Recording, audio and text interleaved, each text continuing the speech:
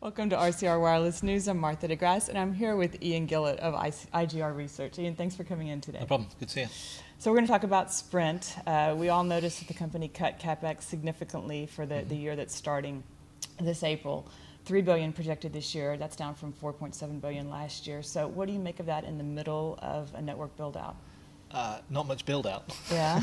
Yeah, I mean, the problem with this is, as a network operator, you have to maintain your network, right? So there's always things that need doing. New neighborhoods are built, people move, demographics change, and you have to tune the network accordingly, and that takes capital. So to say $3 billion sounds good, great, but part of that is going to be to keep the status quo and keep people covered as they are today. The 1.7 that's been removed, if you like, or is not there as people are expecting, you could say was going towards the growth. So filling in dead spots that have been there for a while, expanding speed in markets. And I know Sprint likes to talk about all the testing that's done and showing that their market is the fastest, their network is the fastest in 5 markets and things like this. It needs to be fastest in a whole lot of more markets, and that does take capital. Right, and we should mention, I mean, that 3, or even if it were 4.7, that compares to numbers like 17, 18, 19 billion that we typically see from AT&T and Verizon. Yeah. That's split between, I guess, wireline and wireless. But well, the majority is still wireless. Right, right.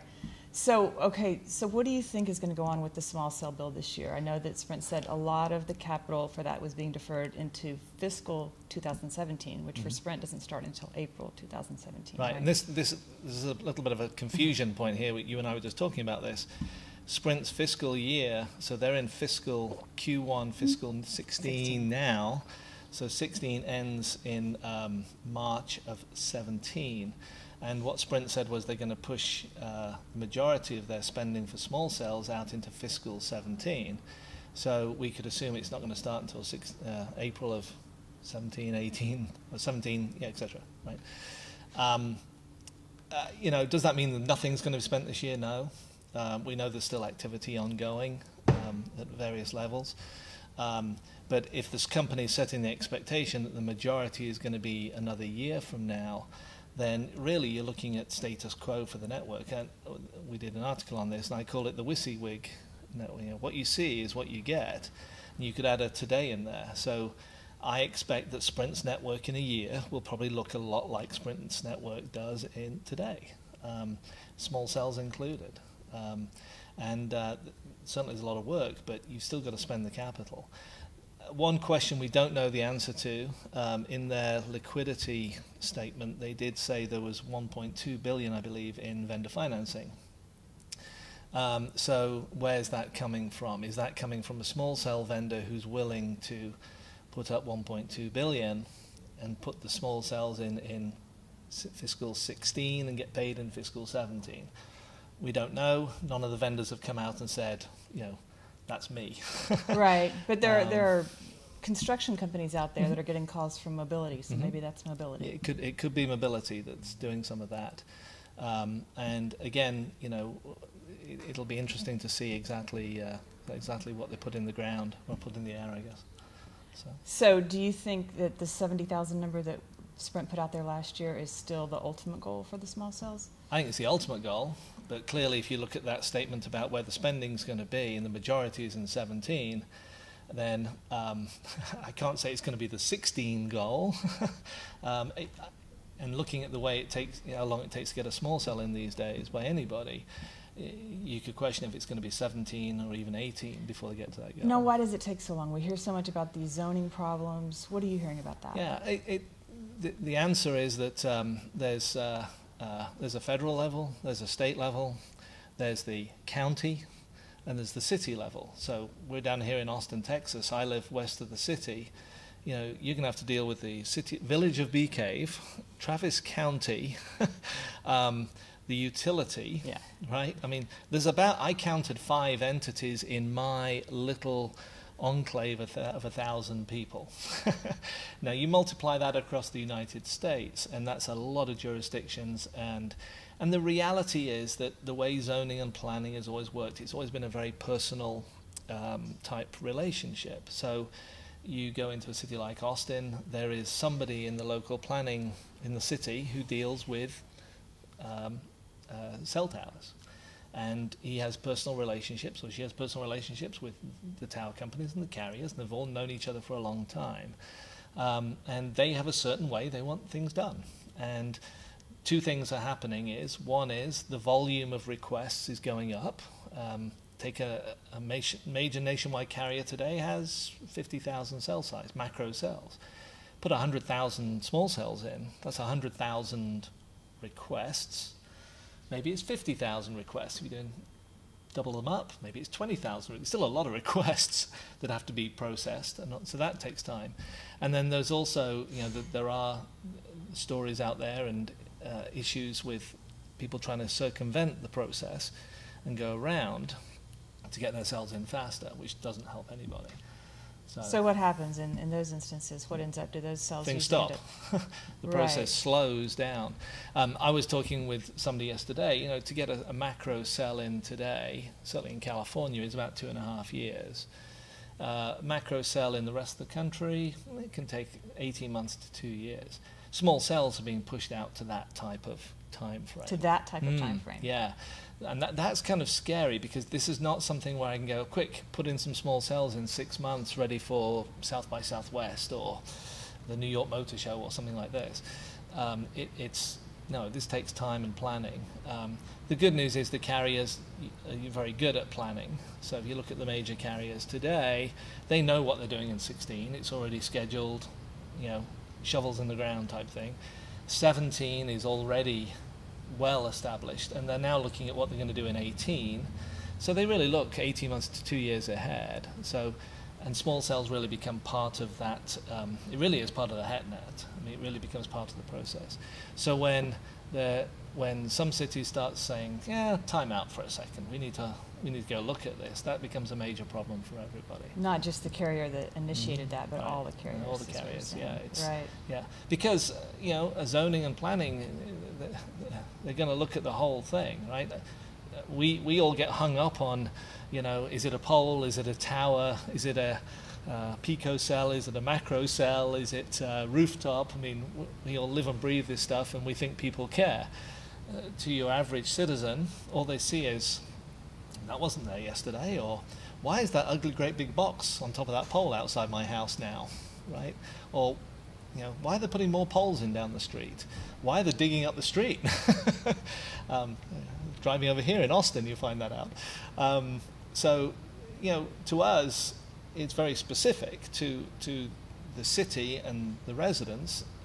A pole is a pole, a tower is a tower, and historically everybody's complained about cell coverage, and then you say, how about I put a tower in your backyard, right outside your backyard, next to the school? Fix the problem. Like, no, you're not putting it here. That's right. We'll right? Yeah. So it does get, it goes on and on like that. Yeah. Okay, well, back to Sprint, though. They added, I think, 22,000 new phones last quarter, more than AT&T, more than Verizon. You were writing today or recently about the fact that Sprint thinks it's not a network problem, it's a sales and marketing problem. Yeah. So what do you think? I think it's product. I think at the end of the day, a sales guy wants to sell good product. We could point to Apple, Tesla. You can point to numerous examples of product, and then sales is easy. So from a wireless perspective, network is the product. It used to be network plus the device. Now, it's pretty uniform. All the carriers have all of the great smartphones, and it's very difficult to differentiate there. But Sprint says the network is great, and you do hear in certain cities where 2.5 is well deployed, people say Sprint's the fastest. Yep, and in certain, you just said it, in certain cities, 2.5 is the fastest. It's probably not in enough cities. You can go do an informal search of the blogs and the posts, and you'll find people raving about it, then you'll find a lot of people saying, I've gone to X because my calls kept dropping. It's ridiculous. The end of the day, it takes a lot for somebody to churn. And again, looking a little bit myopically in the industry, we all think that everybody's sitting there, 300 million people are sitting there thinking, who's got the best deal, who's got the best deal?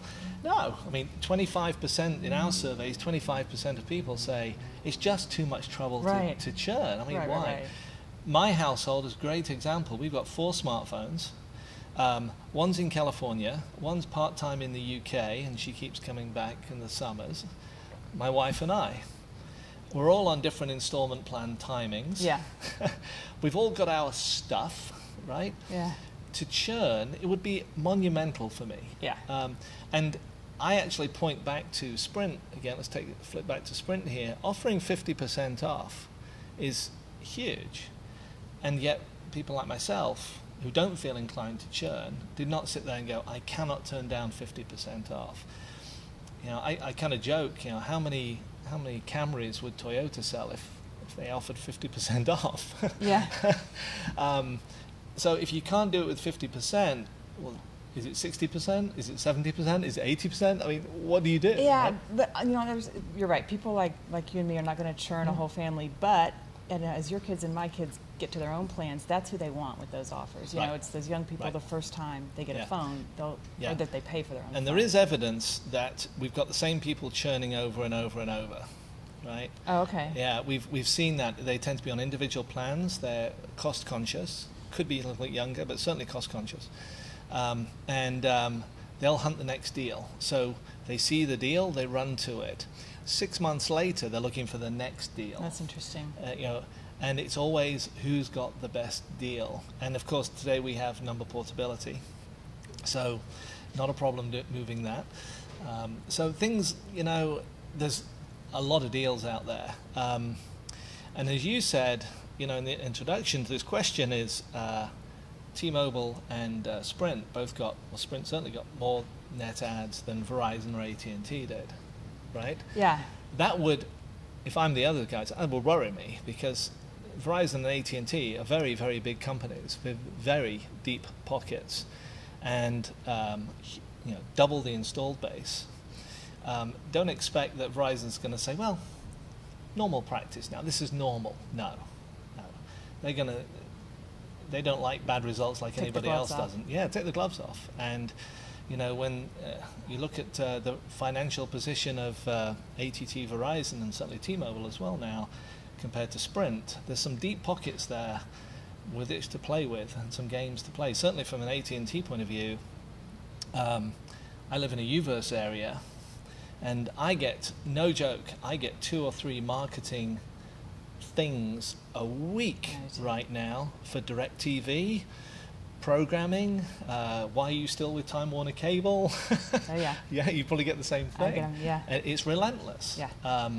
And I have to admit, I've explored it. Yeah. You know, we haven't done it. But. Okay, so how long do you think Sprint holds on for? Indefinitely? I mean, 5 years from now we'll be. I think yeah, it's a good question. You know, look at the liquidity. You know, this year looks okay. Right? I think we'll be having this discussion in January of 2017. Okay. There's still a massive amount of debt due, and the further they get along, they've got more to repay. Right. A couple of concerns is, one is what patience do those debt holders have? Does somebody say enough and forces a renegotiation, forces a bankruptcy, right? And that is, you know, those things happen. So right? SoftBank is not the only debt holder. No, absolutely not. No. So there's debt from years ago with the Nextel deal and all those types of things. So that's one problem, and really there's nothing you can do there apart from, you know, keep doing what you say you're going to do. And hope. Second option is that somebody looks at Sprint and says, hey, this is they're going to talk about a deal, right? I need a network. Now's the time to make them an offer, make it so they can't refuse it. Is it what they could have done a few years ago? Probably not. But again, you could do something through the debt holders on that as well. So what, you think like Comcast or something? I mean, you could list out the Comcasts, the Dish. I mean, Google and Apple. I have a hard time with that one. I think they've decided that running networks is a pretty nasty business. Yeah. And yeah, I'm much better with my shiny stores and my Google Fi. And All right. yeah, I think that one would be a tough one for them to.